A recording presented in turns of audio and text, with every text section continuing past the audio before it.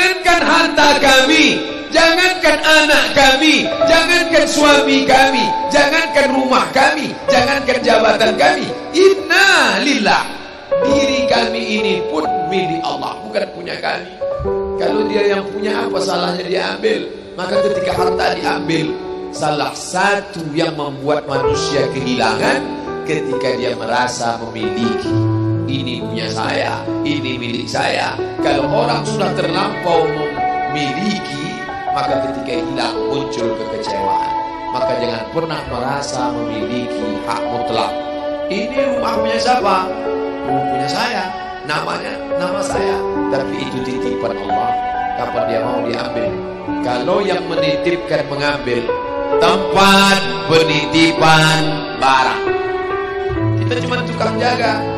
Pak, titip helm ya, ya, ini nomornya. Pak, titip mobil ya, ya, ini parkirnya. Pak, titip HP ya, ya, ini. Pak, titip tas ya, ya. Kita cuma penjaga barang titipan. Lalu ketika pemiliknya mengambil, kenapa marah? Orang bukan punya kita kok. Ketika salah sangka, makanya kita selalu sering salah sangka. Kita sangka punya kita, padahal bukan punya kita. Makanya ujung surat Al-Baqarah, baca setiap hari.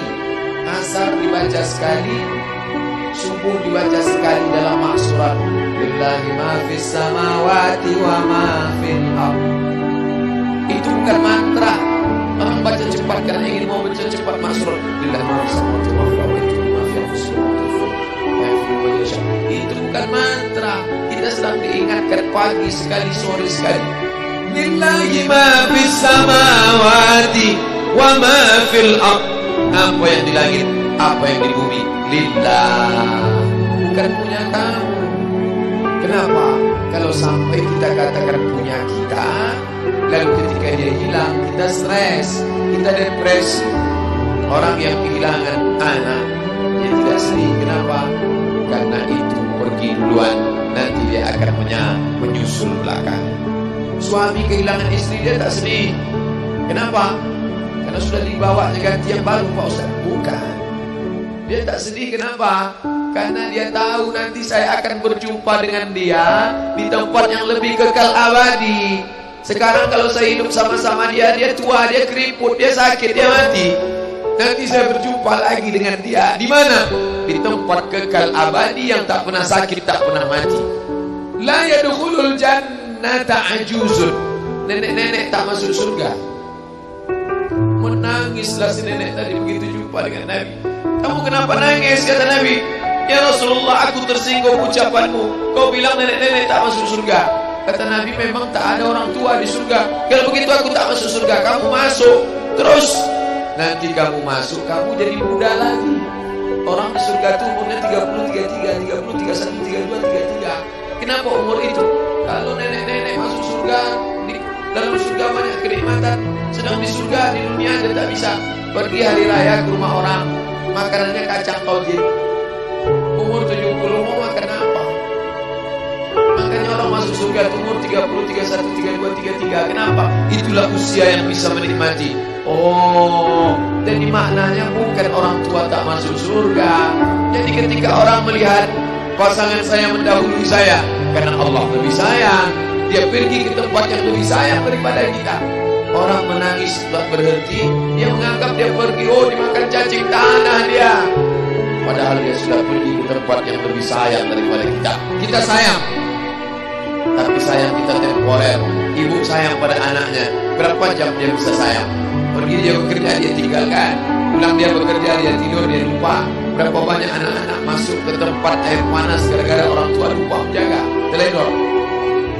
Berapa banyak anak yang jatuh cacat, orang tua yang katanya sayang, tapi sayangnya itu terbatas. Dia sudah pergi ke tempat yang lebih sayang. Siapa dia? Bismillahirrahmanirrahim. Dengan nama Allah yang Maha Pengasih dan Maha Penyayang. Maka ketika ujian itu datang, ayat ini hilang. Saat ujian itu datang, ayat yang dikaji malam ini, hadis yang dikaji malam ini hilang, terbang, melayang, tak berkesan. Ada orang lain yang mengingatkan. Tadi pagi saya takziah. wajah sahabat saya ini ustaz, tapi tadi wajahnya lusuh. Turun, nampak dia sedang bersusah hati. Maknya meninggal dunia.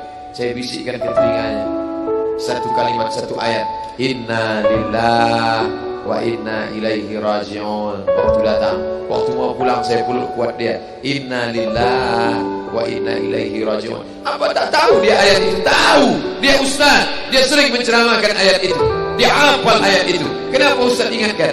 Hari itu ayat itu hilang dari kepalanya. Yang terbayang adalah wajah ibunya yang dulu membesarkan dia 9 bulan 10 hari menyusukannya, 2 tahun membesarkannya, 9 bulan 10 hari mengandungnya, 2 tahun dia susukan, mengalir darah si ibu dalam badannya. Saat melihat ibunya terbujur kaku, hilang ayat itu, hilang hadis itu. Datang orang lain mengingatkan dia, ditepuknya bahunya, wabasyiris sabirin, berikan kabar gembira kepada yang orang sabar.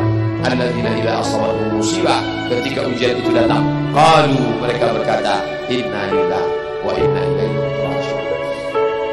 Tapi tak semuanya tahan, tak semuanya kuat. Ketika ujian itu datang, as-sadmatul ula, innama as-sabru fi sadmatil ula. Pukulan, ketika pukulan itu datang bergoncang. Berapa banyak orang bercerita, Pak Ustaz, ketika sampai berita itu rasanya lunak tanah ini dipijak, Pak Ustaz. Bergoyang dunia ini, Pak Ustaz.